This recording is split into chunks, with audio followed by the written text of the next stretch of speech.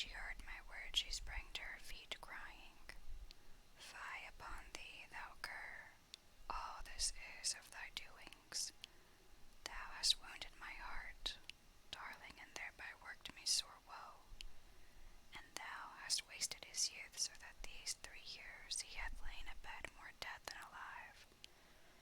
In my wrath I cried, O thou foulest of harlots and filthiest of whores, ever futtered by negro slaves who were hired to have at thee. Yes, indeed it was I who did this good deed, and snatching up my sword I drew it, and made at her to cut her down.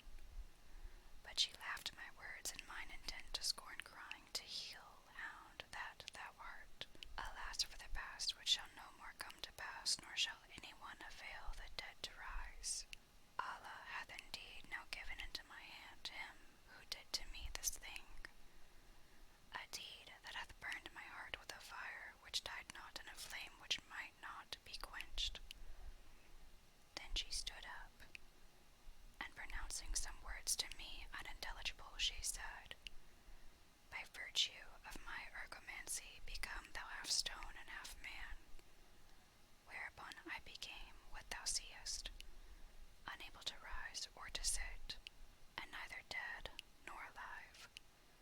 Moreover, she ensorcelled the city with its streets and garths, and she turned the 4 islands into 4 mountains around the tarn whereof thou questionest me.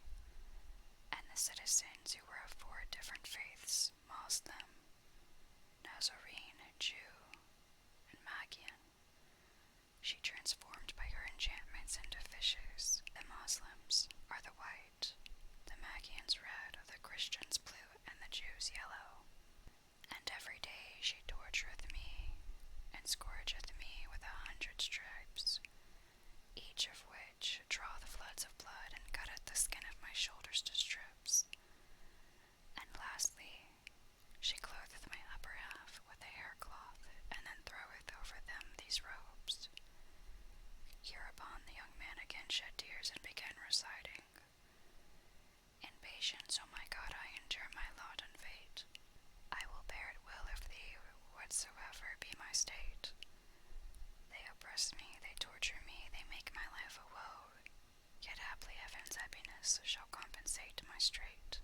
Yea, straitened is my life by the pain and hate, O foes. But Mustafa and Murtaza shall open me heaven's gate. After this the Sultan turned towards the young prince and said, O youth, thou hast removed one grief only to add another grief. But now, O my friend, where is she? And where is the mausoleum wherein lieth the wounded slave? The slave lieth under yon dome, quoth the young man, and she sitteth in the chamber fronting yonder door. And every day at sunrise she cometh forth, and first strippeth me and whippeth me with 100 strokes of the leathern scourge. And I weep and shriek, but there is no power of motion in my lower limbs to keep her off me. After ending her tormenting me, she visiteth the slave, bringing him wine and boiled meats. And tomorrow at an early hour she will be here. Quoth the king, By Allah, O youth, I will assuredly do thee a good deed which the world shall not willingly let die, and an act of daring do which shall be chronicled long after I am dead and gone by. Then the king sat him by the side of the young prince and talked till nightfall, when he lay down and slept. But as soon as the false dawn showed, he arose, and doffing his outer garments, bared his blade and hastened to the place wherein lay the slave.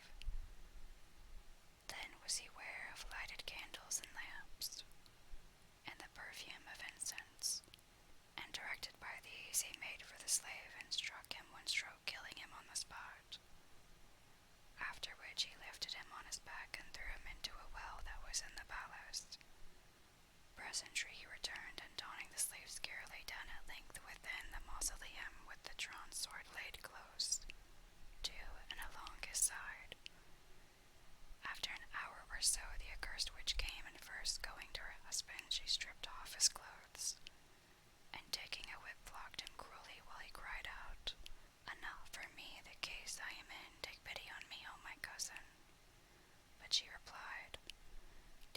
take pity on me and spare the life of my true love on whom I goaded. Then she drew the weapon over his raw and bleeding skin and threw the robe upon all and went down to the slave with a goblet of wine and a bowl of meat broth in her hands. She entered under the dome weeping and wailing, well away and crying, O my lord, speak a word to me, O my master, talk a while with me, and began to recite these couplets. How long this harshness, this unlove shall bide? Suffice thee not, dear floods, thou hast espied. Thou dost prolong our parting purposely, and if thou wouldest please my foe, thou art satisfied. Then she wept again and said, O my lord, speak to me, talk with me. The king lowered his voice and twisting his tongue spoke after the fashion of the blackamoors and said, Lack, lack. There be no majesty and there be no might save in Allah, the glorious, the great. Now when she heard these words she shouted for joy and fell to the ground fainting. And when her senses returned she asked, O my lord, can it be true that thou hast power of speech? And the king, making his voice small and faint, answered, O my guest, dost thou deserve that I talk to thee and speak with thee? Why and wherefore, rejoined she. And he replied, The why is that all the livelong day thou tormentest thy hubby, and he keeps calling on heaven for aid until sleep is strange to me even from evening till morning. And he prays and damns, cussing us to me and thee, causing me disquiet and much bother. Were this not so, I should long ago have got my health. But it is this which prevents my answering thee, quoth she. With thy leave I will release him from what spell is on him. And quoth the king, Release him and let's have some rest. She cried, To hear is to obey. And going from the dome to the palace, she took a metal bowl and filled it with water, and spake over it certain words which made the contents bubble and boil, as a cauldron seetheth over the fire.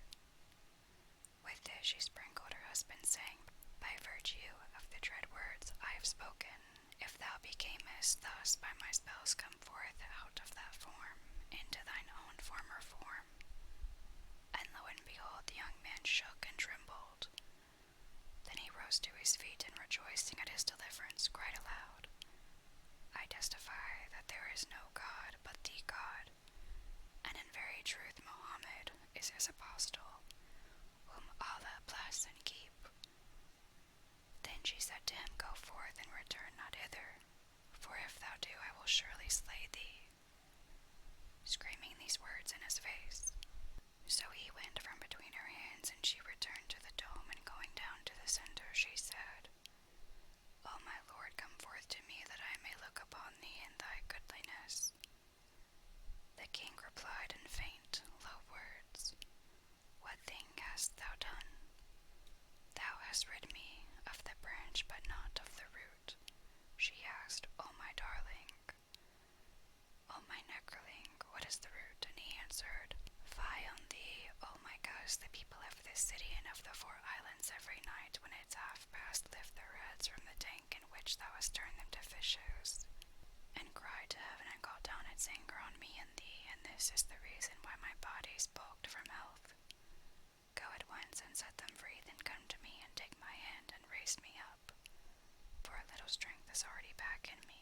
When she heard the king's words, and she still supposed him to be the slave, she cried joyously, O my master, on my head and on my eyes be thy command. So she sprang to her feet, and full of joy and gladness ran down to the tarn and took a little of its water in the palm of her hand. And Shahrazad perceived the dawn of day